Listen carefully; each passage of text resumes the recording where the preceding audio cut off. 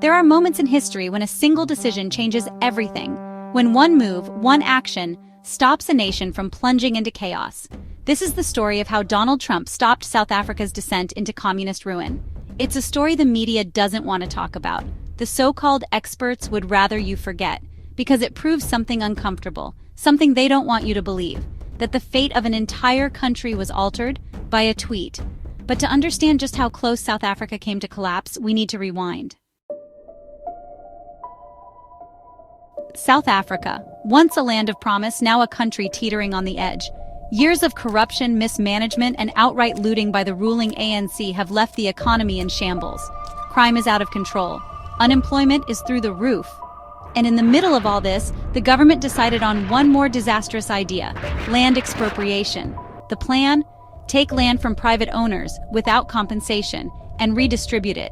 Sounds noble, right? Justice, equality, all that? Wrong. This wasn't about fixing the past, it wasn't about fairness, it was about control. The ANC's goal was clear, seize private land, expand government power, and silence anyone who dared resist. And if you don't believe me, just look at Zimbabwe. Not too long ago, Zimbabwe was in the same position, a once thriving economy, full of potential. But then, their government tried the same trick, kicking farmers off their land, promising a fairer system. And what happened? The entire country collapsed. Hyperinflation, starvation, an economic disaster so severe that people fled by the millions. South Africa was on the same path. But then, something happened. Enter Elon Musk. One of South Africa's most famous exports, Musk saw what was happening back home, and he knew exactly where this was headed. So he spoke out. He called out the ANC's plan for what it was, a disaster waiting to happen. And more importantly, he had the ear of someone who could actually do something about it: Donald J. Trump. Now say what you will about Trump, but one thing's for sure: he doesn't sit back and stay quiet. So, when Trump heard about South Africa's land grab, he did something no other world leader dared to do. He called it out, publicly. One tweet, one simple statement, and the world was watching. I have asked Secretary of State Mike Pompeo to closely study the South Africa land and farm seizures and killings. And just like that, everything changed. The South African government wasn't expecting this. They thought they could push this policy forward quietly, without international backlash. They were wrong. Within hours, the global media was covering Trump's statement. Within days, markets reacted. Investors got nervous. The ANC found itself in the international spotlight, and not in a good way. Suddenly, land expropriation wasn't just a domestic issue. It was a global crisis. And the ANC? They panicked. They started backpedaling, issuing rushed statements. No, it's not what you think, they claimed. This is just about justice, not about stealing land. But the damage was done. Investors were spooked. International pressure mounted. And in the end, the ANC had no choice but to slow down. The land seizures?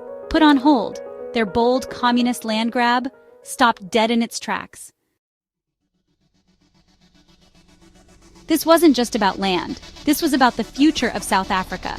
Because once a government starts taking private property, where does it stop? It starts with land, but then it's businesses, then it's bank accounts, then it's your freedom. History has shown us this again and again. Cuba, Venezuela, North Korea. Every country that goes down this road ends up the same: broke, starving, and ruled by dictators. And that's why Trump's intervention was so important. The ANC's plan was straight out of the communist playbook. Create dependency. Hand out just enough free stuff to keep people loyal. Demonize success. Make hardworking people the enemy. Seize power. Take land, businesses, and wealth. Then blame the rich when everything falls apart. And once they control everything, guess what? They control you. Trump understood this. He saw what was happening. And instead of staying silent, he did something about it. But here's the problem. When Trump isn't in office anymore, and the ANC, they're still in power. They haven't given up. They're still pushing for land reform, still bleeding the country dry, still trying to expand their control. And this time, there's no Trump to stop them. So what happens next? Here's the hard truth. South Africa isn't safe yet. The fight isn't over. Because politicians don't just wake up one day and decide to give up power. They have to be stopped.